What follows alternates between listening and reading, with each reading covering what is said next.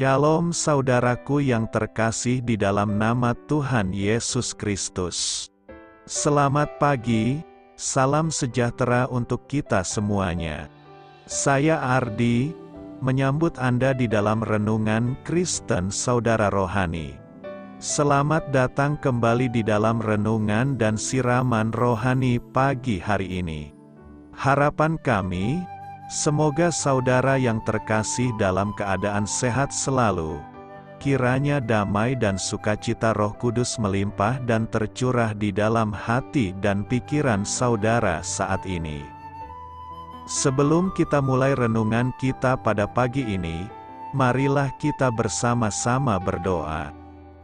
Selamat pagi Allah Bapa di surga, Allah yang Maha Pengasih dan Maha Baik. Terima kasih untuk penjagaan-Mu semalaman sehingga kami bisa tidur dengan nyenyak. Terima kasih untuk pagi yang indah yang Tuhan sediakan untuk kami. Tuhan, kami mau berdoa untuk sahabat, keluarga, dan rekan kami yang sedang sakit. Kiranya Tuhan berkenan untuk menjamah, Tuhan berkenan untuk menyembuhkan segala penyakit yang ada di dalam dirinya. Bagi sahabat pendengar kami yang sedang sakit, berkati juga obat yang dikonsumsi, dokter, perawat, serta keluarga yang mendampingi, biar mereka bisa menjalankan perannya dengan baik dan saudara kami bisa sembuh dan beraktivitas seperti sedia kala. Tuhan, pada hari ini, kami anak-anak-Mu akan melakukan berbagai aktivitas. Kami akan bekerja dan menjalankan tanggung jawab kami, kiranya Kau yang mampukan. Kami serahkan seluruh rencana dan agenda hari ini ke dalam tangan Tuhan. Biar Tuhan yang berkarya dan biarkan semua rencana sesuai dengan kehendak-Mu ya Tuhan Yesus yang baik. Ampuni dosa dan kesalahan kami Tuhan, jadikan kami pribadi yang lebih baik setiap harinya. Terima kasih karena telah membolehkanku untuk kembali menghirup udara segar di pagi hari ini, menikmati seluruh anugerah yang telah Engkau berikan kepadaku. Ajar kami menjadi pribadi yang lebih baik, itu semua karena kebaikan dan curahan kasih yang nyata dari Engkau di kehidupanku. Haleluya! Dalam nama Tuhan Yesus, aku sudah berdoa. Amin. Sahabat pendengar saudara rohani, pembacaan ayat emas Alkitab renungan kita hari ini terambil dari kitab Yohanes 8 ayat 31 sampai 32, 36 dan 42 sampai dengan ayat 47.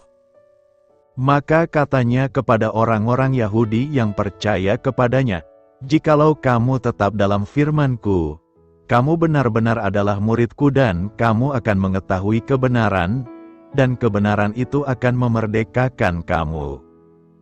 Jadi apabila Anak itu memerdekakan kamu, kamu pun benar-benar merdeka." Kata Yesus kepada mereka, "Jikalau Allah adalah Bapamu, kamu akan mengasihi Aku, sebab Aku keluar dan datang dari Allah. Dan Aku datang bukan atas kehendakku sendiri, melainkan Dialah yang mengutus Aku. Apakah sebabnya kamu tidak mengerti bahasaku? Sebab kamu tidak dapat menangkap firman-Ku. Iblislah yang menjadi bapamu dan kamu ingin melakukan keinginan-keinginan bapamu. Ia adalah pembunuh manusia sejak semula dan tidak hidup dalam kebenaran, sebab di dalam dia tidak ada kebenaran. Apabila ia berkata dusta, ia berkata atas kehendaknya sendiri, sebab ia adalah pendusta dan bapa segala dusta. Tetapi karena Aku mengatakan kebenaran kepadamu, kamu tidak percaya kepadaku. Siapakah di antaramu yang membuktikan bahwa Aku berbuat dosa? Apabila Aku mengatakan kebenaran, mengapakah kamu tidak percaya kepadaku? Barang siapa berasal dari Allah, ia mendengarkan firman Allah. Itulah sebabnya kamu tidak mendengarkannya, karena kamu tidak berasal dari Allah. Ayat renungan kita pada pagi hari ini terambil dari kitab Yohanes 8 ayat 31-32, 36 dan 42 sampai dengan ayat 47. Inti dari ayat emas renungan kita adalah, iblis adalah pendusta dan bapa segala dusta. Mari kita mulai renungan pagi kita. Kata-kata bijak yang dapat kita petik adalah kebohongan dan kebenaran. Renungan kita pada hari ini ditulis dan disusun oleh Jennifer Benson Schultz. Mari kita mulai kisah inspiratif. Adolf Hitler percaya bahwa kebohongan besar jauh lebih kuat daripada kebohongan kecil, dan yang tragis, ia menguji teorinya sendiri dan berhasil. Pada awal karir politiknya, Hitler mengklaim bahwa ia cukup senang mendukung aspirasi orang lain. Ketika sudah berkuasa, ia menyatakan bahwa partainya tidak berniat menganiaya kelompok manapun. Kemudian, ia memakai media untuk menggambarkan dirinya sebagai figur bapa bangsa dan pemimpin moral. Iblis menggunakan kebohongan untuk menegakkan pengaruhnya atas hidup kita. Begitu ada kesempatan, ia akan membangkitkan ketakutan, kemarahan, dan keputusasaan dalam diri kita. Karena ia adalah pendusta dan bapa segala dusta, iblis tidak dapat mengatakan kebenaran karena, seperti yang dikatakan Yesus, memang tidak ada kebenaran di dalam dirinya. Berikut adalah beberapa kebohongan yang dinyatakan iblis. Pertama, doa kita tidak penting. Ini tidak benar. Alkitab mengatakan, doa orang yang benar, bila dengan yakin didoakan, sangat besar kuasanya. Kedua, saat kita berada dalam kesulitan, tidak ada jalan keluar. Ini salah besar. Segala sesuatu adalah mungkin bagi Allah, dan Ia akan memberikan kepadamu jalan keluar.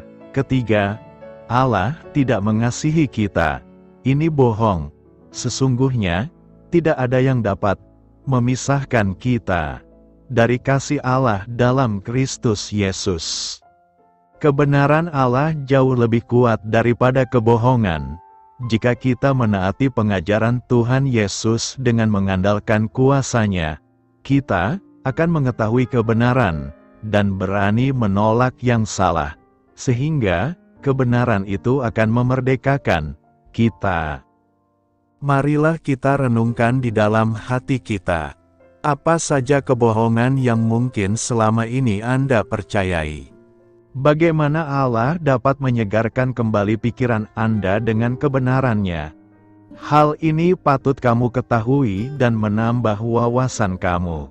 Dalam bacaan hari ini, Yesus dengan tegas menyatakan bahwa iblis adalah bapa segala dusta. Iblis juga dikenal sebagai Satan, musuh, pencuri, si jahat, penggoda, berlawanan langsung dengan Yesus, kebenaran yang memerdekakan kita. Di dalam iblis, tidak ada kebenaran, sedangkan Yesus adalah jalan dan kebenaran dan hidup. Menjelang penyaliban, saat berdiri di hadapan Pilatus, Yesus berkata, "Untuk itulah aku lahir dan untuk itulah aku datang ke dalam dunia ini, supaya aku memberi kesaksian tentang kebenaran." Yesus datang ke dunia untuk menyatakan kebenaran tentang dirinya, menyatakan Bapa kepada kita, dan menyingkapkan kebenaran tentang diri kita sendiri, seperti yang Dia lakukan terhadap seorang perempuan Samaria di dekat sumur. Iblis datang hanya untuk mencuri dan membunuh dan membinasakan, dan merupakan pembunuh manusia sejak semula, tetapi Yesus datang untuk memberikan hidup yang kekal. Berbuat yang berkenan kepada Tuhan.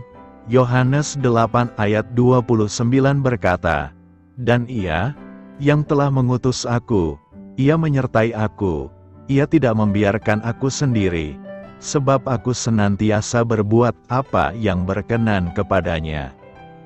Salah satu tujuan hidup kita adalah hidup yang berkenan kepada Tuhan.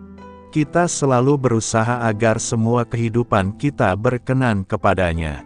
Prototipe atau model hidup yang berkenan kepada Allah adalah Yesus Kristus. Yesus meninggalkan teladan bagi kita supaya kita mengikuti jejaknya. Berkali-kali Bapa di sorga berkata, "Inilah anakku yang kukasihi, kepadanyalah aku berkenan."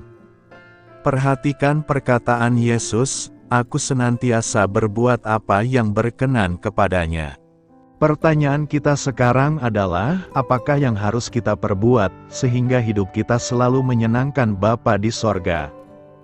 Pertama, hidup kita harus memiliki iman yang benar kepada Tuhan. Modal dasar supaya orang berkenan kepada Allah adalah iman, karena tanpa iman tidak mungkin orang bisa berkenan kepada Allah. Iman itu diwujud nyatakan dengan taat kepada kehendak Bapa. Kedua, kita harus taat kepada Tuhan. Model ketaatan ini sudah ditunjukkan Yesus. Ia senantiasa taat kepada kehendak Bapanya. Taat itu kata kerja aktif. Ketaatan bukan suatu yang mudah. Karena ketaatan bukan sesuatu yang mudah, untuk itulah kita perlu belajar untuk taat. Yesus belajar untuk bisa taat. Ketika Yesus berada di bumi ini, Ia mengenakan tubuh manusia sama seperti kita. Sebab apa yang tidak mungkin dilakukan hukum Taurat karena tak berdaya oleh daging, telah dilakukan oleh Allah. Dengan jalan mengutus anaknya sendiri dalam daging, yang serupa dengan daging yang dikuasai dosa karena dosa, Ia telah menjatuhkan hukuman atas dosa di dalam daging. Semua yang Yesus lakukan tidak Ia lakukan dengan kekuatan dan kekuasaannya sebagai Tuhan, melainkan dengan mengenakan tubuh manusia sama seperti kita. Saat Ia lahir ke dunia, tumbuh menjadi besar, Ia sama seperti kita. Tetapi Ia senantiasa menuruti kehendak Bapa. Itu artinya bahwa kita, dengan kekuatan Roh Kudus juga sanggup untuk meneladani Yesus, yaitu menuruti kehendak Bapa. Ketiga, kita harus percaya kepada Yesus. Supaya hidup berkenan kepada Allah adalah percaya Yesus. Dalam Yohanes 14 ayat 1 disebutkan, "Janganlah gelisah hatimu, percayalah kepada Allah, percayalah juga kepadaku." Percaya itu harus diwujudkan melalui tindakan nyata kita. Kita harus melakukan pekerjaan yang dikehendaki Allah, yaitu hendaklah kamu percaya kepada Dia yang telah diutus Allah. Setelah kita percaya kepadanya, kita diperdamaikan dengan Allah dan bisa hidup menyenangkan Dia. Percaya diwujud nyatakan dengan senantiasa taat kepada kehendak Allah. Itulah hidup yang senantiasa menyenangkan Allah. Karena itu, marilah terus berusaha hidup menyenangkan Tuhan. Allah yang memerdekakan. Ada dua kata kunci dalam tema ini, yakni Allah dan memerdekakan. Pertama, Allah adalah sumber kebenaran yang memberi kemerdekaan itu. Kebenaran berasal dari kata benar. Artinya, sebagaimana adanya, sesuai dengan kenyataan, betul, tidak salah, adil, tidak berat sebelah, lurus hati, dapat dipercaya, cocok atau sah. Kebenaran berarti keadaan yang sesuai dengan kondisi yang sesungguhnya, atau sesuatu yang sungguh-sungguh ada. Intinya kebenaran itu hanya milik Allah. Di Allah sang kebenaran itu. Kedua, memerdekakan. Kata memerdekakan berasal dari kata merdeka. Artinya bebas dari perhambaan, penindasan atau penjajahan, berdiri sendiri, bebas, tidak terikat atau tidak tergantung kepada orang lain. Kemerdekaan berarti keadaan berdiri sendiri bebas tidak terjajah, atau kebebasan. Jadi, Kebenaran yang memerdekakan dapat dimaknai sesuatu yang sungguh-sungguh ada yang bebas, tidak terikat atau merdeka. Kemerdekaan berarti sebuah kebebasan dari belenggu. Manusia sering terjerat dalam belenggu dosa. Dosa membuat manusia jauh dari Allah. Dosa juga menjadikan manusia hidup terbelenggu dan tidak mampu mengalami kebahagiaan kekal. Dengan kekuatan dan kemampuannya sendiri, manusia tidak akan bisa bebas dari belenggu dosa. Oleh karena itu, Allah dengan inisiatifnya sendiri berkenan turun ke dalam dunia untuk membebaskan manusia dari dosa melalui Yesus Kristus. Yohanes 8 ayat 36 mengungkapkan, "Jadi apabila anak itu memerdekakan kamu, kamu pun benar-benar merdeka." Itu adalah kasih karunia Allah bagi manusia. Yesus Kristus adalah Sang Anak yang mampu memerdekakan manusia. Kasih karunia ini mesti ditanggapi oleh manusia dengan sungguh percaya, hidup berpegang pada firman Tuhan, dan menjadi murid Tuhan. Hal itulah yang dipesankan Tuhan Yesus di Yohanes 8 ayat 31-32, "Jikalau kamu tetap dalam firman-Ku, kamu benar-benar adalah murid-Ku dan kamu akan mengetahui kebenaran, dan kebenaran itu akan memerdekakan kamu." Secara manusiawi, hal tetap di dalam firman dan sungguh-sungguh menjadi murid Tuhan memang bukan perkara mudah. Namun, kesadaran bahwa kita lemah dan butuh bantuan dari Allah akan mendorong kita untuk mempercayakan hidup kita kepadanya serta terus mau belajar menjadi murid-Nya, yaitu murid yang belajar sekaligus melakukan firman Tuhan. Disitulah kuasa Tuhan akan nyata dan terus memerdekakan kita. Apa yang hendak kita pelajari dari perikope hari ini?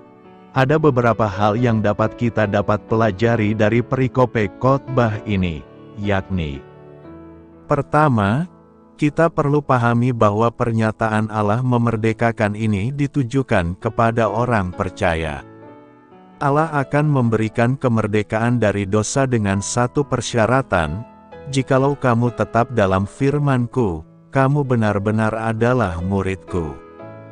Dengan kata lain, Yesus tidak sedang menyampaikan suatu prinsip yang abstrak ataupun kesimpulan filosofis. Yesus sedang menawarkan undangan pribadi, yakni untuk melangkah mengikuti jejaknya sebagai murid-murid dan untuk belajar mentaati firman Tuhan. Kedua, untuk mengetahui kebenaran, berarti secara pribadi dan penuh semangat melibatkan diri dengan Yesus dalam suatu hubungan guru dan murid.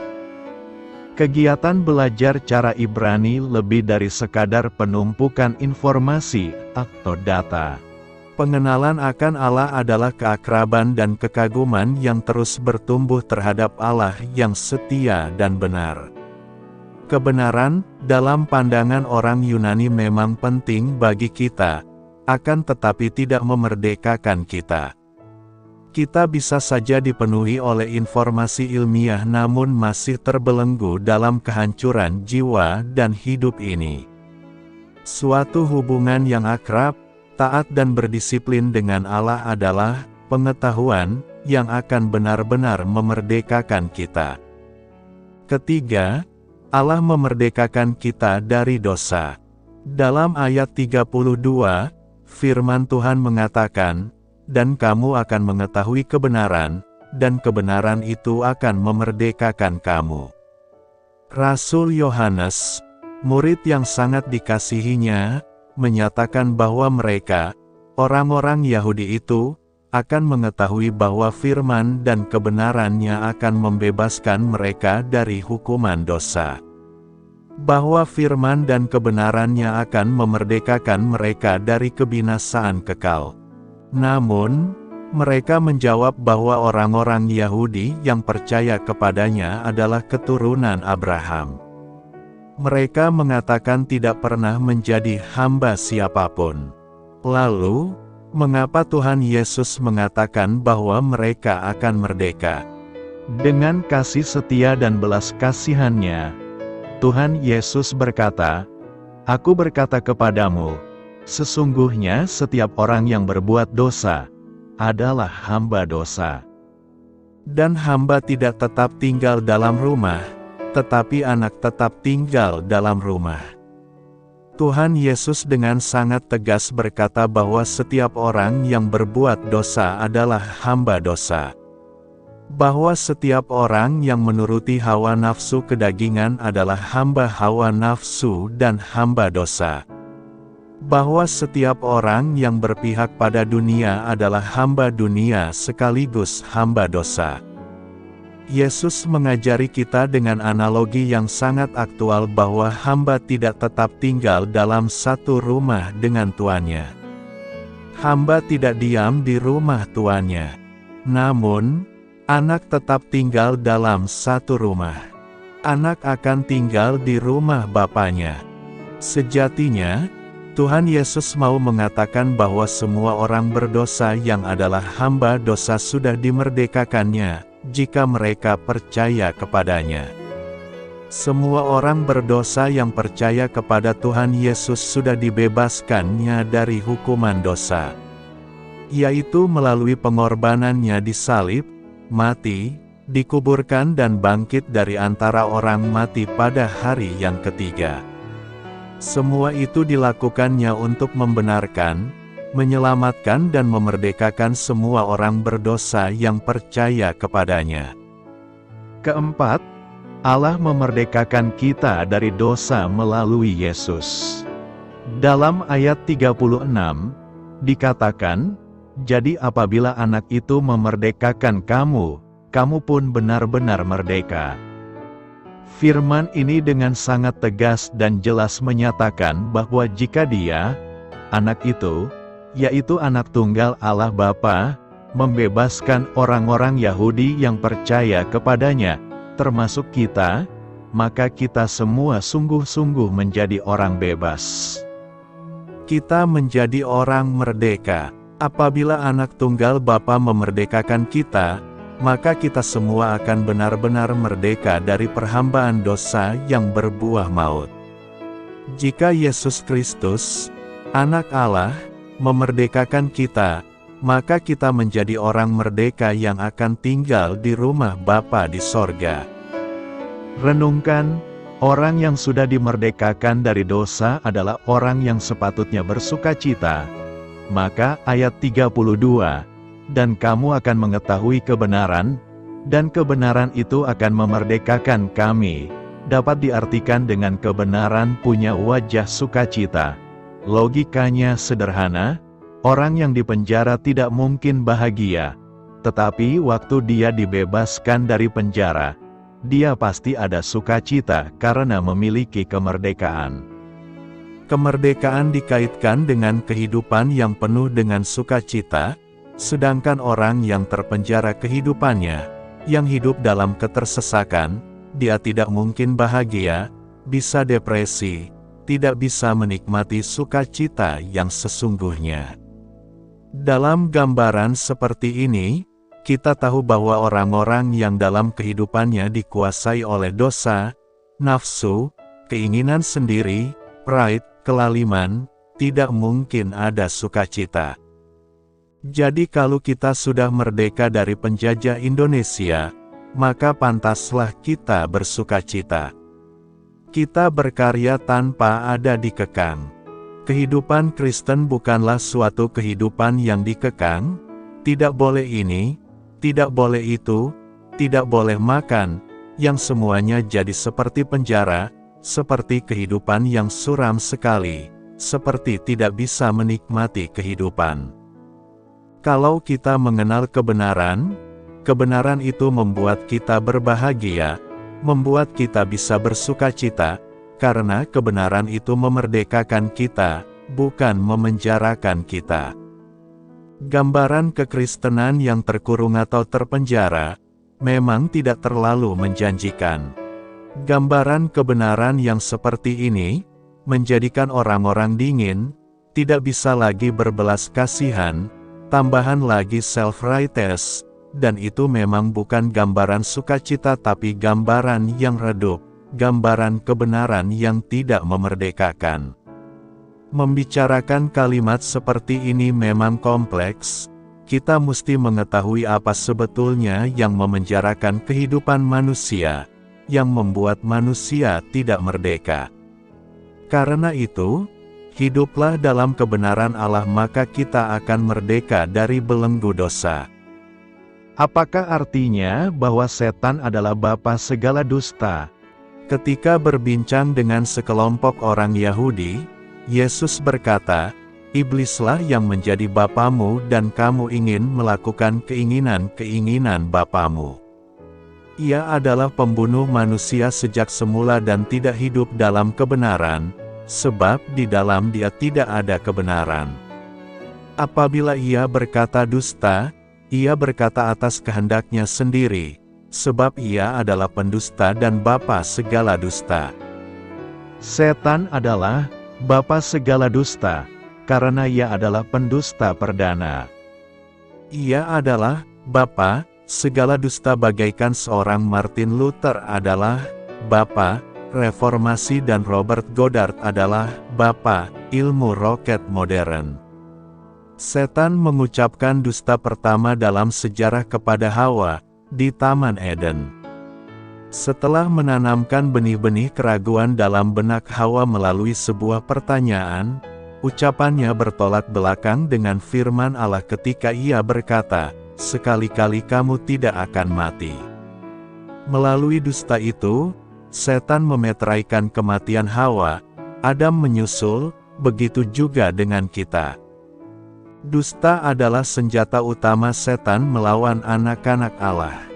Ia menggunakan taktik penipuan guna memisahkan umat manusia dari Bapa surgawi mereka. Beberapa dustanya yang sering dijumpai ialah, Allah itu tidak ada, Allah tidak peduli dengan Anda, Alkitab tidak dapat diandalkan, dan perbuatan baik Anda layak diberi pahala surga. Rasul Paulus memberitahu kita bahwa setan menyamar sebagai malaikat terang, sehingga apa yang ia ucapkan sepertinya masuk akal, itu hanya topengnya saja. Banyak dusta setan berkembang biak dengan sendirinya. Ini terjadi ketika Hawa meyakinkan Adam supaya mempercayai tipuan iblis. Pada zaman ini, setan menggunakan manusia demi menyebarkan dustanya. Seringkali ia menggunakan manusia-manusia bebal yang berkarisma demi mempromosikan dustanya, sebagaimana kita jumpai dalam agama palsu dan sekte sesat. Alkitab menggunakan berbagai nama bagi setan yang menggambarkan sifat sejatinya, termasuk penguasa dunia ini, ilah zaman ini, si penggoda, penyesat, Bilsebul, dan Belial, yang berarti jahat atau tidak berguna. Setan sudah berbohong kepada lebih banyak orang daripada sosok lain dalam sejarah. Kesuksesannya tergantung jika orang mempercayai dustanya. Ia telah menggunakan dusta kecil sampai dusta raksasa dalam penipuannya. Adolf Hitler, seseorang yang mahir berdusta, pernah berkata, "Jika engkau mengucapkan dusta yang cukup besar dan mengulanginya cukup sering, dusta itu akan dipercayai." Baik dosa itu besar atau kecil bukanlah topik yang kita tangani. Dusta berasal dari iblis. Jika Anda pernah berdusta sekalipun, maka, jika Anda tidak mempertobatkannya, Anda tidak akan masuk ke surga. Alkitab mengajar bahwa semua pendusta akan mendapat bagian mereka di dalam lautan yang menyala-nyala oleh api dan belerang. Inilah kematian yang kedua. Amsal 19 ayat 9 juga mengajar bahwa siapapun yang berdusta akan dihukum. Kita dapat menghindari nasib ini dengan menaati Markus 1 ayat 15 berkata, "Bertobatlah dan percayalah kepada Injil. Yesus adalah kebenaran, dan Ia tidak akan berbohong kepada Anda. Mereka yang beriman pada Yesus menemukan bahwa mereka akan mengetahui kebenaran, dan kebenaran itu akan memerdekakan kamu. Apa artinya kita memang merdeka? Dalam Yohanes 8 Yesus menasihati para pendengarnya bahwa jika mereka tinggal dalam firman-Nya maka mereka akan benar-benar menjadi murid-Nya. Mereka akan mengetahui kebenaran, dan kebenaran itu akan memerdekakan mereka. Mereka sedikit terkejut mendengarnya karena, sebagai keturunan Abraham, mereka mengira mereka tidak pernah diperbudak. Yesus kemudian menjelaskan bahwa, jika seseorang berbuat dosa, orang tersebut diperbudak oleh dosa, dan perbudakan tidak pantas bagi anak laki-laki. Namun jika sang anak yang Yesus katakan, mengacu pada dirinya, memerdekakan kita, maka kita sebenarnya memang merdeka. Dialah anak yang kekal selamanya, maka apa yang Dia tentukan akan tetap berlaku. Ketika Dia memberikan resep bahwa kita benar-benar bebas, itu adalah resep yang dapat diandalkan karena siapa Dia. Syarat untuk menjadi benar-benar bebas adalah bahwa para pendengarnya harus tinggal dalam firman-Nya. Dia kemudian menjelaskan bahwa menepati firman-Nya menghasilkan hidup yang kekal, dan Dia menantang para pendengarnya bahwa mereka perlu percaya kepadanya. Rasul Paulus memberi kita implikasi lebih lanjut tentang kita memang merdeka. Setelah menyatakan bahwa tidak ada penghukuman bagi mereka yang ada di dalam Kristus Yesus, Paulus menambahkan bahwa di dalam Kristus Yesus kita telah dibebaskan dari hukum dosa dan maut. Karena kebebasan baru itu, kita tidak lagi terikat pada dosa, dan sekarang kita dapat memilih kebenaran. Petrus menambahkan sebuah peringatan agar kita menggunakan kebebasan ini bukan sebagai alasan untuk melakukan kejahatan, namun kita menggunakan kebebasan ini untuk berjalan dalam pengabdian yang penuh pengabdian kepada Allah, sebagai budak. Yesus datang menawarkan sesuatu yang sangat istimewa, dan jika kita percaya pada perkataannya maka kita benar-benar bebas. Dia adalah kebenaran, dan Dia ingin agar kita tinggal di dalam Dia dan berjalan di dalam Dia. Sebagaimana Dia ungkapkan dalam Yohanes 15 ayat 5, "Akulah pokok anggur, kamu adalah cabangnya. Jika kamu tinggal di dalam Aku dan Aku di dalam kamu, kamu akan menghasilkan banyak buah. Selain Aku, kamu tidak dapat melakukan apapun." Yesus ingin membebaskan kita dari kutukan dosa, rasa malu, dan kematian. Dia memberikan hidupnya sendiri agar kita bisa benar-benar bebas, dan meminta kita untuk percaya kepadanya. Kemerdekaan sejati yang Yesus berikan adalah kebebasan. 1.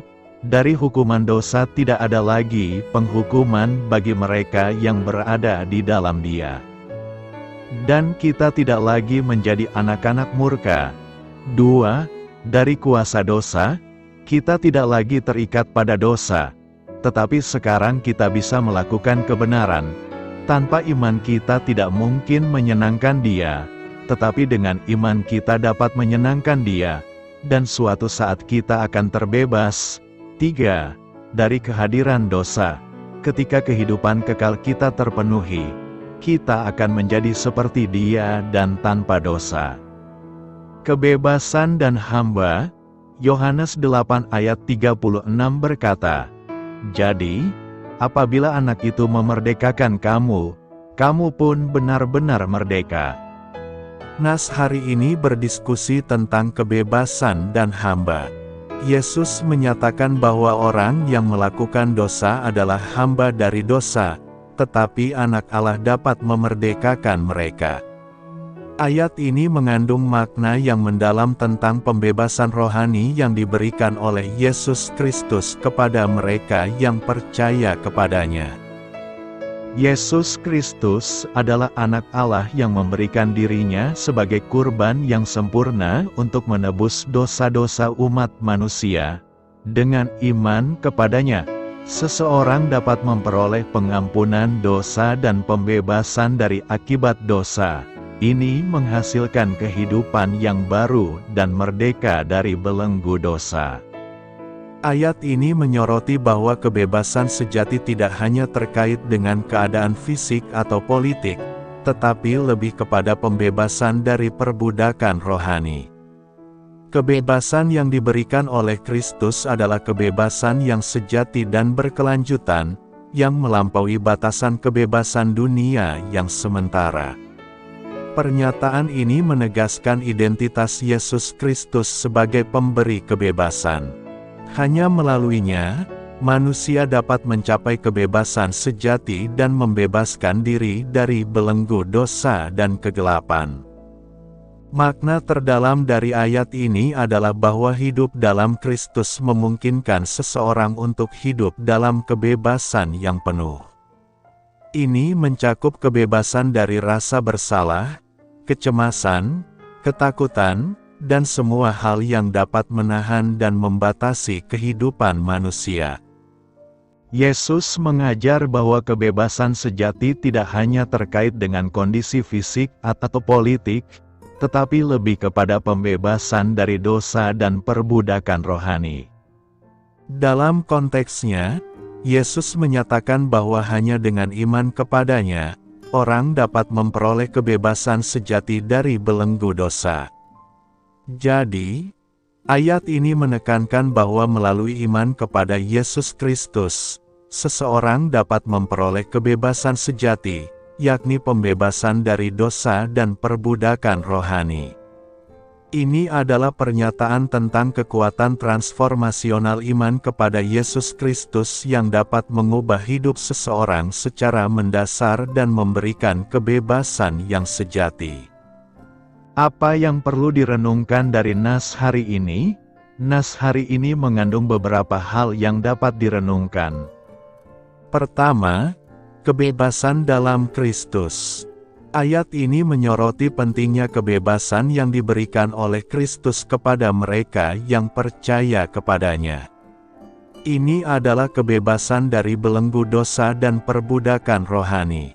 Merenungkan ayat ini dapat membawa kita untuk menghargai dan bersyukur atas kebebasan yang diberikan oleh Kristus, serta menggali lebih dalam tentang apa artinya hidup dalam kebebasan tersebut. Kedua, pembebasan dari dosa. Pesan utama dalam ayat ini adalah tentang pembebasan dari dosa. Ini mengajarkan bahwa melalui iman kepada Yesus Kristus, kita dapat dilepaskan dari akibat dosa dan hidup dalam kebebasan rohani. Renungkanlah tentang bagaimana kita dapat mengaplikasikan pembebasan ini dalam kehidupan sehari-hari, baik dalam relasi dengan Allah maupun dengan sesama. Ketiga, peran anak Allah. Ayat ini menegaskan peran Yesus Kristus sebagai anak Allah yang memiliki kuasa untuk memerdekakan manusia dari dosa. Dari sini, kita bisa merenungkan tentang keagungan dan kekuatan Kristus dalam memberikan kebebasan kepada kita. Hal ini dapat memperkuat iman kita dan meningkatkan penghayatan akan peran Kristus dalam hidup kita. Kehidupan yang merdeka dalam Kristus juga menuntut tanggung jawab. Renungkanlah tentang bagaimana kita menggunakan kebebasan ini untuk menghormati Allah dan melayani sesama. Kehidupan yang merdeka bukanlah untuk memenuhi nafsu duniawi, tetapi untuk menjalani kehendak Allah dalam kasih dan kebenaran. Karena itu, melalui refleksi atas ayat ini, kita dapat memperdalam pemahaman akan arti kebebasan dalam Kristus, serta menemukan inspirasi untuk menjalani hidup yang merdeka dalam kasih dan kebenaran. Kebenaran akan memerdekakan kamu. Yohanes 8 ayat 32 berkata, "Dan kamu akan mengetahui kebenaran, dan kebenaran itu akan memerdekakan kamu." Kemerdekaan berarti sebuah kebebasan dari belenggu. Manusia sering terjerat dalam belenggu dosa. Dosa membuat manusia jauh dari Allah. Dosa juga menjadikan manusia hidup terbelenggu dan tidak mampu mengalami kebahagiaan kekal. Dengan kekuatan dan kemampuannya sendiri, manusia tidak akan bisa bebas dari belenggu dosa. Oleh karena itu, Allah dengan inisiatifnya sendiri berkenan turun ke dalam dunia untuk membebaskan manusia dari dosa melalui Yesus Kristus. Yohanes 8 ayat 36 mengungkapkan, "Jadi apabila Anak itu memerdekakan kamu, kamu pun benar-benar merdeka." Itu adalah kasih karunia Allah bagi manusia. Yesus Kristus adalah Sang Anak yang mampu memerdekakan manusia. Kasih karunia ini mesti ditanggapi oleh manusia dengan sungguh percaya, hidup berpegang pada firman Tuhan, dan menjadi murid Tuhan. Hal itulah yang dipesankan Tuhan Yesus di Yohanes 8 ayat 31-32 berkata, "Jikalau kamu tetap dalam firman-Ku, kamu benar-benar adalah murid-Ku dan kamu akan mengetahui kebenaran, dan kebenaran itu akan memerdekakan kamu." Secara manusiawi, hal tetap di dalam firman dan sungguh-sungguh menjadi murid Tuhan memang bukan perkara mudah. Namun, kesadaran bahwa kita lemah dan butuh bantuan dari Allah akan mendorong kita untuk mempercayakan hidup kita kepadanya serta terus mau belajar menjadi murid-Nya, yaitu murid yang belajar sekaligus melakukan firman Tuhan. Disitulah kuasa Tuhan akan nyata dan terus memerdekakan kita. Dari nas hari ini kita dapat pelajari dua hal. Pertama, kita perlu pahami bahwa pernyataan ini ditujukan kepada orang percaya dan diawali dengan satu persyaratan, "Jikalau kamu tetap dalam firman-Ku, kamu benar-benar adalah murid-Ku." Dengan kata lain, Yesus tidak sedang menyampaikan suatu prinsip yang abstrak ataupun kesimpulan filosofis. Yesus sedang menawarkan undangan pribadi, yakni untuk melangkah mengikuti jejaknya sebagai murid-murid dan untuk belajar mentaati firman Tuhan. Kedua, untuk mengetahui kebenaran, berarti secara pribadi dan penuh semangat melibatkan diri dengan Yesus dalam suatu hubungan guru dan murid. Kegiatan belajar cara Ibrani lebih dari sekadar penumpukan informasi atau data. Pengenalan akan Allah adalah keakraban dan kekaguman yang terus bertumbuh terhadap Allah yang setia dan benar. Kebenaran, dalam pandangan orang Yunani memang penting bagi kita, akan tetapi tidak memerdekakan kita.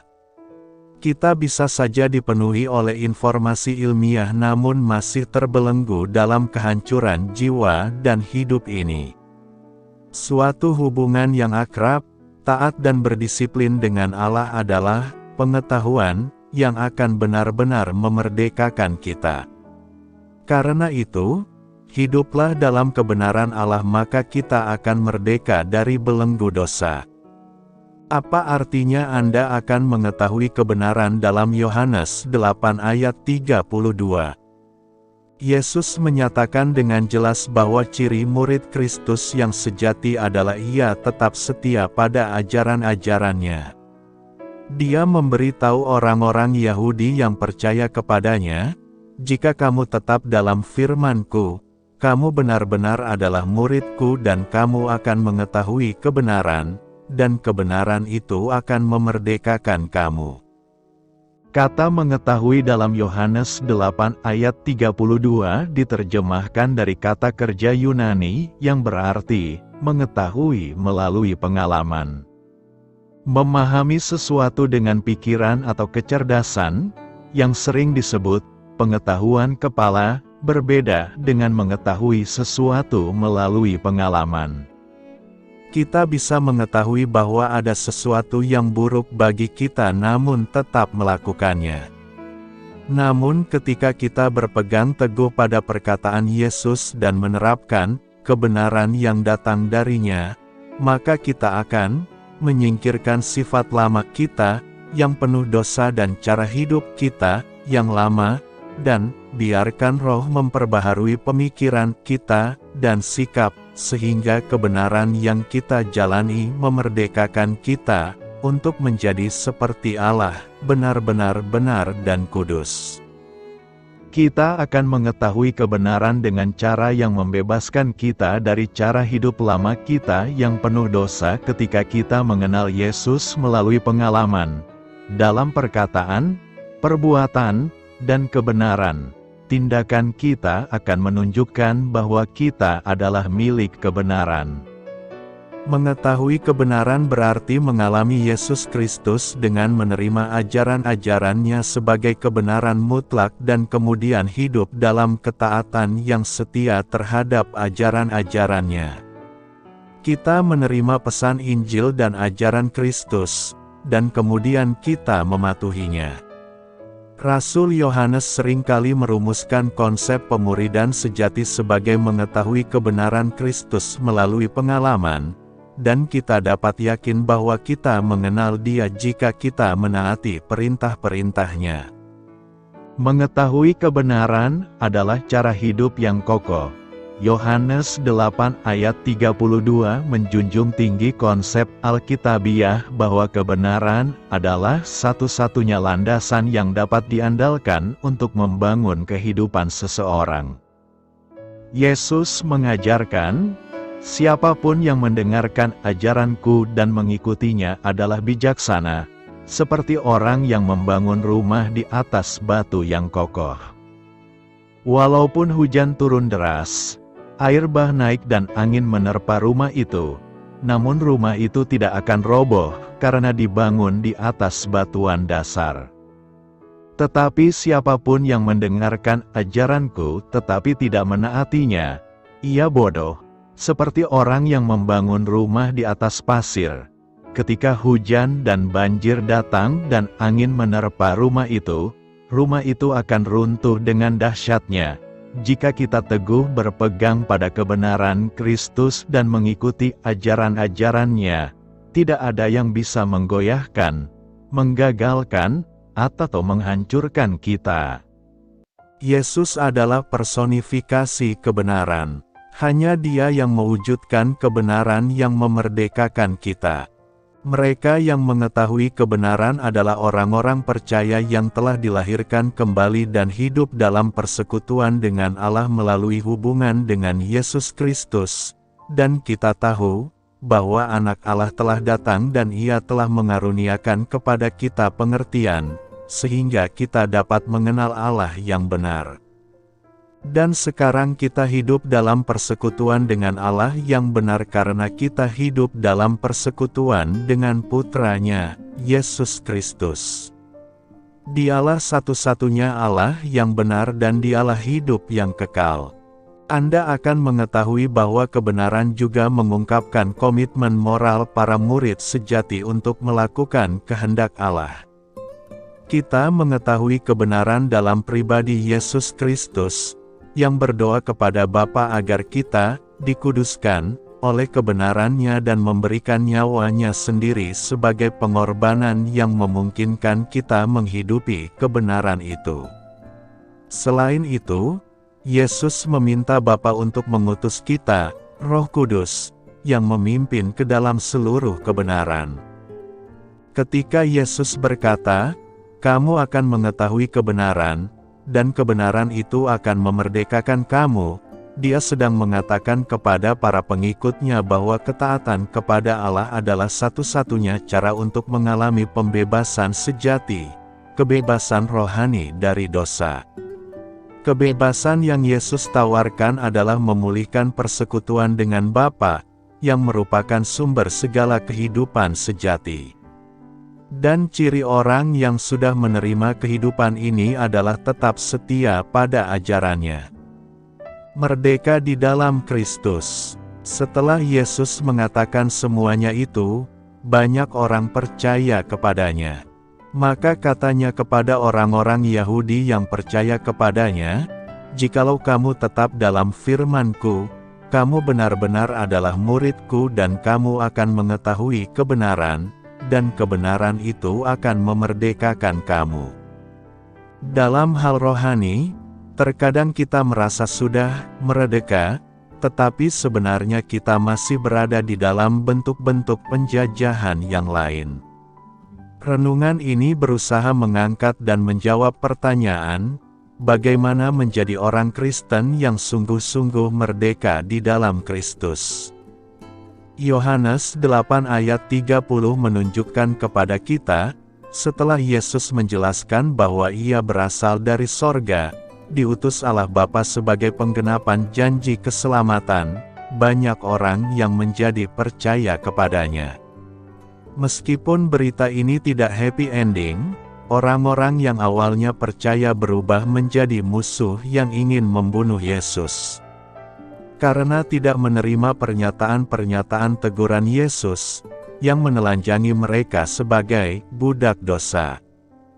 Terkadang di dalam kondisi berbuat dosa, kita cenderung keras hati, merasa tidak berdosa, bahkan mungkin kita sangat manipulatif dengan dosa. Apalagi ketika kita mungkin berperan dalam suatu pelayanan sebagai aktivis pelayanan, sangat mungkin kita menjadi kebal dengan kesadaran dosa, menjadi tidak peka lagi dengan dosa, serta merasa paling holy. Karenanya, kita harus sering mengoreksi diri sendiri secara ketat. Surat Rasul Paulus 2 Korintus 13 ayat 5 mengatakan, "Ujilah dirimu sendiri, apakah kamu tetap tegak di dalam iman?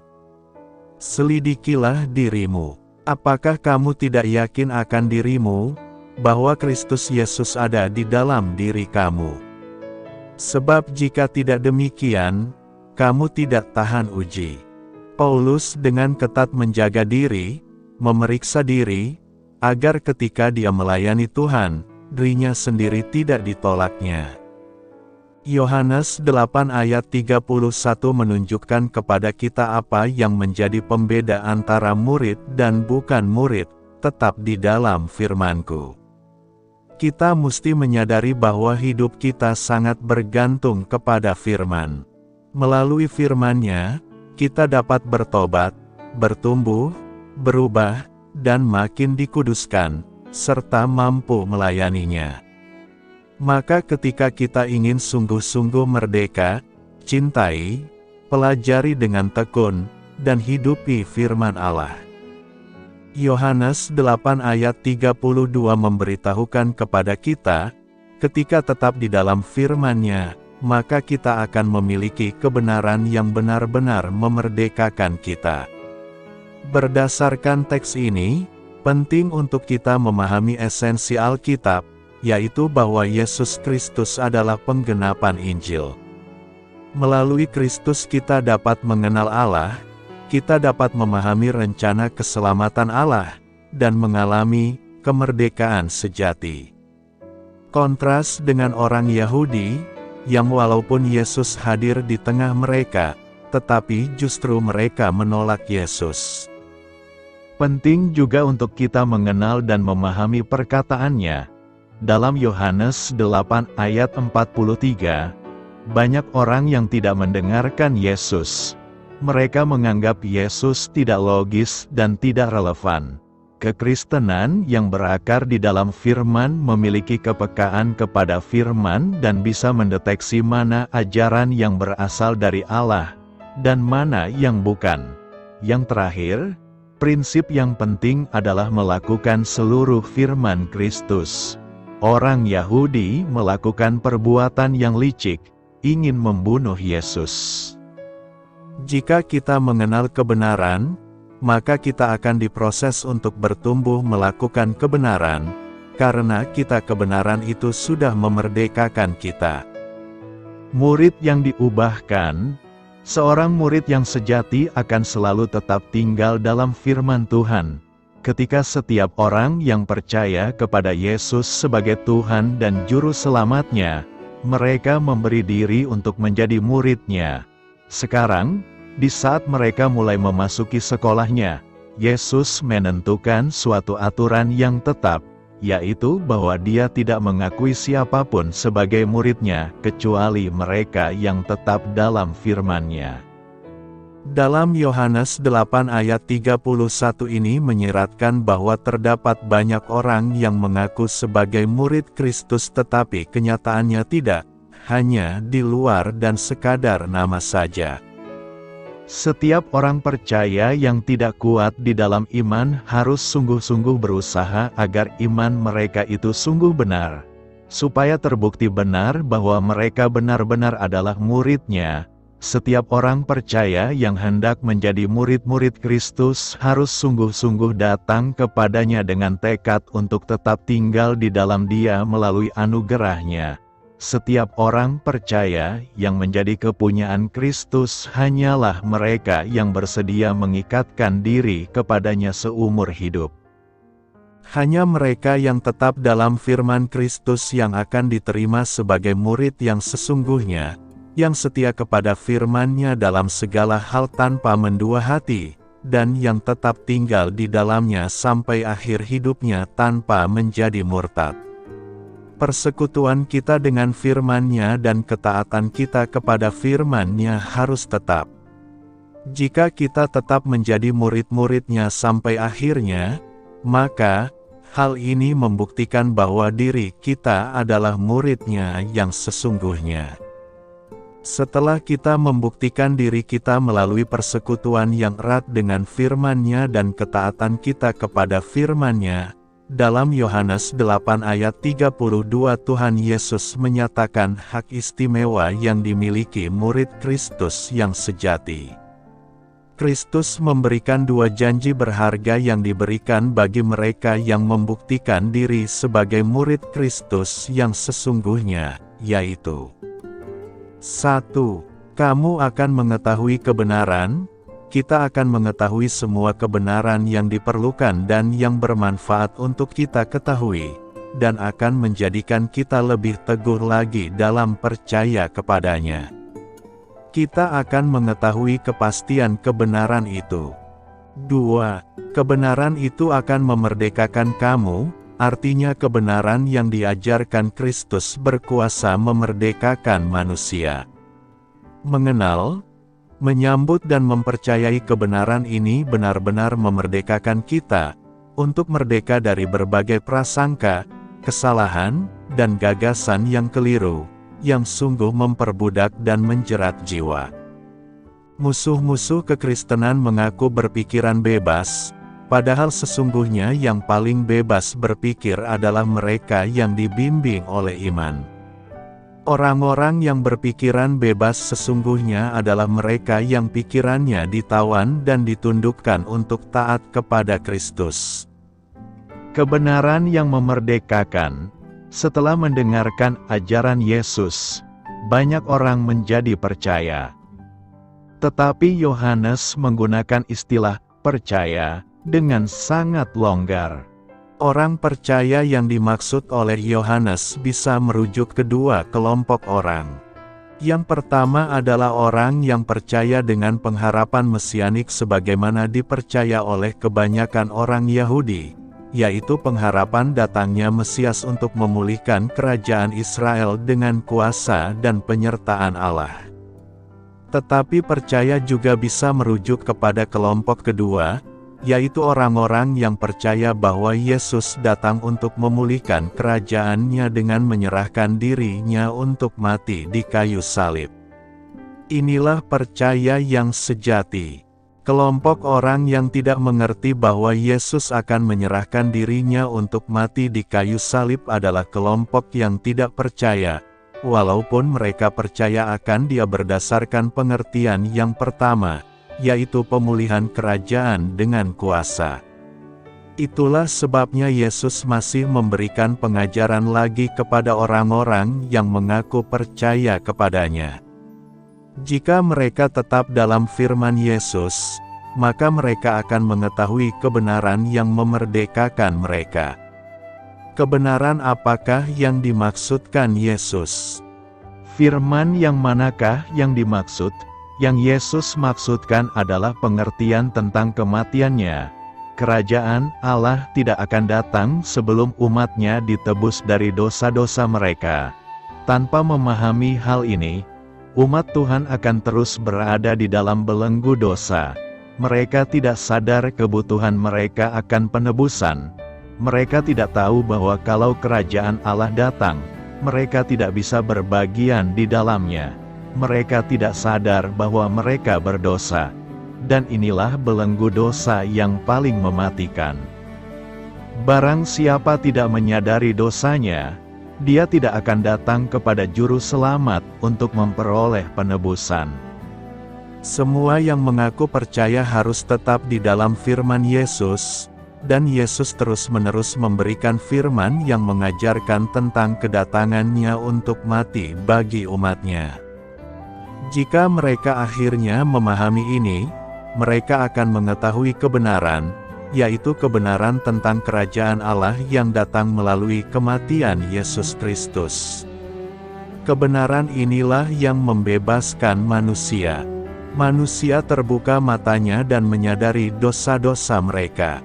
Manusia yang sadar akan dosa-dosanya akan datang kepada Yesus, yang memberikan air hidup, sehingga mereka bisa hidup bersama dengan Dia di dalam kehidupan yang limpah. Pengampunan, penebusan, dan kelimpahan hidup bersama dengan Tuhan, inilah hal-hal yang Yesus tawarkan. Tetapi orang yang masih mencari kemenangan militer, penaklukan, dan kekuatan dunia, mereka tidak sadar bahwa mereka masih dibelenggu oleh dosa. Cara dunia bukanlah cara Allah. Kerajaan dunia menjalankan kerajaannya dengan cara yang sangat berbeda dengan Yesus. Kerajaan Yesus bukan dari dunia ini. Orang-orang yang memakai cara dunia harus mengasumsikan satu hal, yaitu bahwa mereka adalah kelompok baik, yang sedang menjalankan perang suci dari Allah untuk menghancurkan kefasikan di dunia ini. Tetapi Yesus memberitahu hal yang sangat sulit mereka terima, yaitu bahwa merekalah kefasikan di dunia ini yang harus dihancurkan. Tetapi karena kasih-Nya, Yesus justru menghancurkan hidupnya sendiri demi memberikan tempat bagi orang fasik yang percaya kepadanya di dalam kerajaan-Nya. Inilah kebenaran itu. Inilah hal yang sulit untuk mereka terima, karena mereka masih diperbudak dosa pembenaran diri. Tetapi janji Tuhan Yesus tetap berlaku. Siapa yang tetap di dalam firman Kristus akan mendapatkan kebenaran tentang karya Allah yang membebaskan dia. Tidak seorang pun yang mendengar firman Tuhan dapat mendengarnya tanpa kewajiban untuk memilih. Memilih untuk berdiam bersama dengan firman Tuhan itu, atau memilih untuk mengabaikannya demi pengertian yang sudah dimiliki. Siapapun yang mendengar firman Tuhan sedang berada di bawah penghakiman Allah. Apakah setelah mendengar dia memilih untuk berjalan di dalam hidup berdasarkan firman Tuhan, ataukah dia memutuskan untuk menolaknya dan membalikkan badan dari hadapan Tuhan? Jika kita mendengar dan kita tidak bereaksi apa-apa, ini pun sebenarnya adalah tindakan membalikkan badan dari hadapan Tuhan. Tidak seorang pun boleh mendengarkan firman Tuhan tanpa sekaligus memiliki kewajiban untuk menaatinya. Mengabaikan sama dengan memberontak dan melawan. Hanya mereka yang memutuskan untuk menjadikan firman Tuhan sebagai cara menjalankan hidup, mereka inilah yang boleh disebut sebagai murid Yesus. Mereka inilah yang akan mengetahui kebenaran yang membebaskan mereka. Ayat 35 dan 36 mengatakan bahwa hanya Sang Anak yang dapat membebaskan, karena hanya Sang Anak yang menyatakan kebenaran tentang siapa Allah lebih daripada siapapun. Tanpa mengenal Allah, tidak ada seorang pun yang akan bebas dari belenggu dosa, yaitu belenggu yang meremehkan keadaan dosa, belenggu yang membuat kita tidak menyadari betapa pentingnya penebusan itu. Mengapa tidak, di dalam buku Institutes, Calvin mengatakan bahwa tanpa menyadari terangnya kemuliaan Allah, tidak ada seorang pun akan terbuka matanya untuk menyadari betapa gelapnya dunia sekelilingnya itu. Tanpa mengenal Allah, tidak akan ada seorang pun yang menyadari dosanya. Tanpa mengenal dosa, tidak ada seorang pun yang akan menyadari kemuliaan Allah. Semua ini menjadi lingkaran neraka yang membuat manusia tidak bisa lepas dari kebinasaan. Semua agama yang menolak Allah didirikan di atas dasar ini. Tidak sadar dosa, tidak sadar perlunya penebusan, dan tidak sadar betapa mulianya Allah. Belenggu ini melahirkan begitu banyak dosa yang lain. Tidak sadar dosa menyebabkan pembenaran diri. Pembenaran diri melahirkan keangkuhan yang membuat seseorang memperilah diri atau budayanya. Memperilah diri dan budaya membuat kerusakan, kecemaran, dan hawa nafsu yang melawan kekudusan Tuhan menjadi sesuatu yang biasa dan umum. Kerusakan inilah yang membelenggu manusia ke dalam keadaan rohani yang palsu dan mati. Pembenaran diri selalu akan mematikan manusia. Tetapi yang lebih parah daripada semua ini adalah pembenaran diri akan menimbulkan kebencian kepada Allah. Ilah palsu yang bernama diri dan budaya sosial tidak ingin disamakan dengan ilah yang lain. Ilah palsu ini juga tidak mau disamakan dengan Allah yang sejati. Maka manusia yang sudah jatuh ke dalam belenggu seperti ini akan membenci Allah. Dan jika mereka membenci Allah, mereka akan membenci apapun yang menyerupai Allah, apalagi yang sama dengan Allah. Maka, kebencian mereka kepada Allah membuat mereka juga pasti akan membenci Yesus. Tetapi anak Allah, yaitu Kristus justru menyatakan Allah dengan cara yang menghancurkan ilah palsu ini. Dia membuat kita menyadari keberdosaan kita, menyadari kemuliaan Allah, dan menerima dengan penuh kasih dan ucapan syukur penebusan yang dikerjakan oleh Yesus Kristus.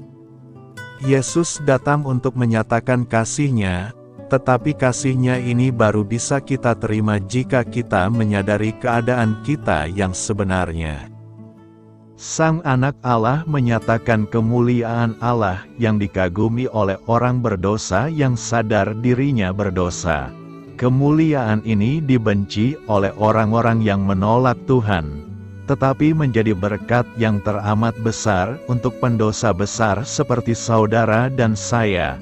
Kita adalah anak-anak Allah yang dibebaskan dari keangkuhan dan pembenaran diri. Kita adalah anak-anak Allah yang disadarkan akan betapa tidak layaknya kita. Tetapi justru ketidaklayakan kita ini menjadi bukti dari kemuliaan Allah. Sang Anak Allah memanggil orang-orang hina ini untuk datang kepada Dia, percaya kepadanya, dan mengikut Dia. Kitalah orang-orang hina itu, kiranya kita boleh dibebaskan dari dosa. Kiranya Allah sumber anugerah memberikan kita kesadaran akan keadaan ini dan mengizinkan kita mengikut Dia dengan penuh sukacita. Sukacita bukan karena keagungan kita, tetapi sukacita karena kehinaan kita tidak menggagalkan rencana Allah. Marilah, para pendosa dan orang-orang cemar, sadarilah kebutuhanmu akan juru selamat, dan datanglah kepada Yesus. Hanya di dalam Dia ada penebusan, pertobatan sejati, kemuliaan, dan kehidupan yang berlimpah, berlimpah di dalam kasih, kekudusan, dan kebenaran Allah. Dimerdekakan Kristus. Dalam keadaan lelah akhirnya Nina, seorang remaja, berlutut berdoa kepada Tuhan. Katanya di dalam doa, "Tuhan, aku sudah letih mencari di mana aku meletakkan uang kuliah yang diberikan Mama. Aku lupa meletakkan di mana. Tolonglah aku menemukannya karena besok terakhir pembayaran. Tuhan, Engkau tahu dari kecil jika aku gelisah karena kehilangan sesuatu, aku datang kepadamu dan Engkau memberitahukannya. Saat ini tolonglah aku, sungguh aku tidak mengingat." Usai berdoa ada ketenangan di batinnya. Keyakinan Nina sungguh bulat kepada Tuhan. Sambil tidak berhenti mencari, tiba-tiba Nina membalikkan sebuah buku di depannya. Dan ia berteriak, "Aku menemukannya, terima kasih Tuhan. Sungguh Engkau baik Tuhan. Engkau membebaskan aku Tuhan." Nina mencoba mengingat-ingat kembali. Ia hanya merasakan hubungannya yang dekat dengan Tuhan membuatnya merasakan ada kemerdekaan untuk menyampaikan apa yang menjadi kegelisahannya. Dan setiap kali itu terjadi, Tuhan tidak berubah. Ia benar-benar memerdekakan Nina dari kegelisahan. Kepada orang-orang Yahudi yang percaya kepada Yesus, Yesus sendiri telah menyatakan, "Jikalau kamu tetap dalam firman-Ku, kamu benar-benar adalah murid-Ku, dan kamu akan mengetahui kebenaran, dan kebenaran itu akan memerdekakan kamu."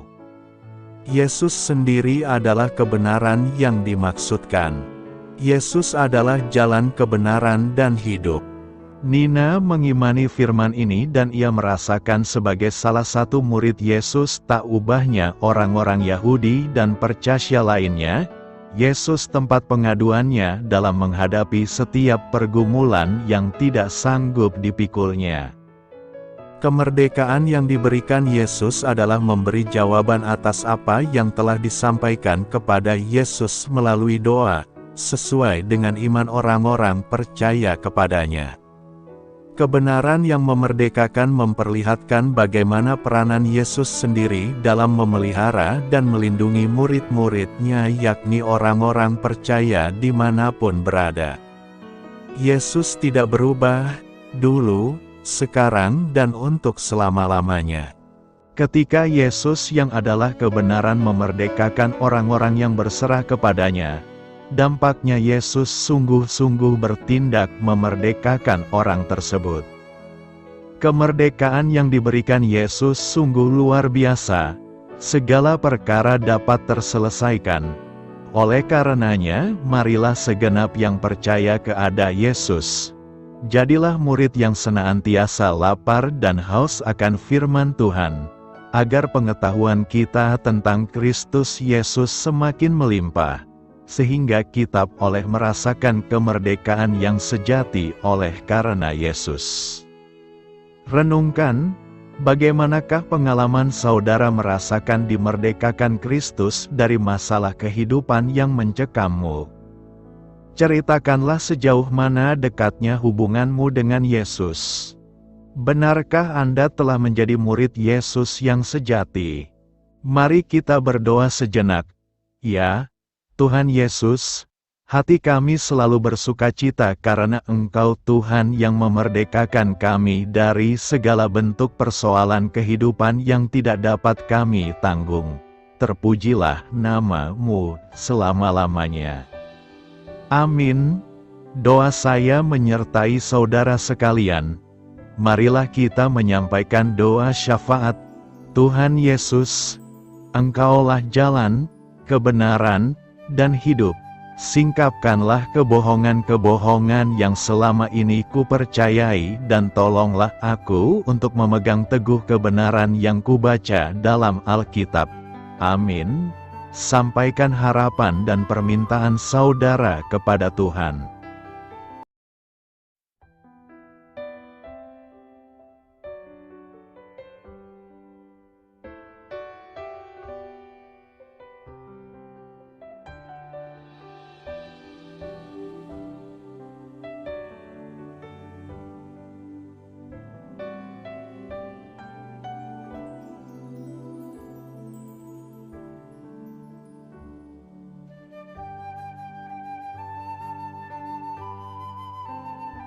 Marilah kita renungkan sahabat saudara rohani. Demikianlah renungan firman Tuhan pagi hari ini. Semoga menjadi berkat dalam hidup kita. Dan sebelum kita memulai segala aktivitas kita pagi hari ini, marilah kita berdoa. Selamat pagi Bapa, malam hari telah berganti pagi. Kehidupan baru telah Engkau berikan kembali bagi kami.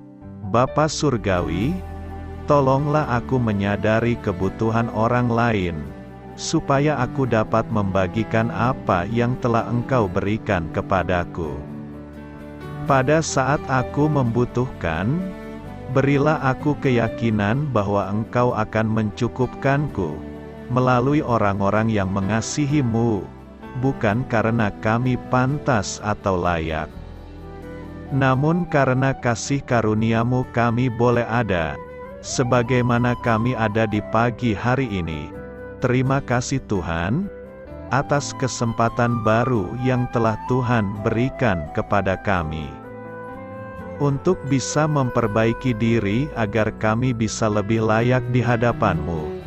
Hari ini kami serahkan semua perkara dan kesulitan yang akan kami lalui ke dalam tangan-Mu. Biarkanlah kami bisa memuliakan-Mu dalam segala aktivitas yang akan kami lakukan. Amin. Biarlah firman Tuhan menjadi pengingat untuk kita semua, bahwa tuntunan dari Roh Kudus akan selalu memberi jalan keluar bagi setiap permasalahan hidup kita, dan memberi kedamaian di hati kita. Sampai jumpa di renungan pagi saudara rohani berikutnya. Kiranya Tuhan selalu memberkati saudara semua hari ini. Amin. Shalom.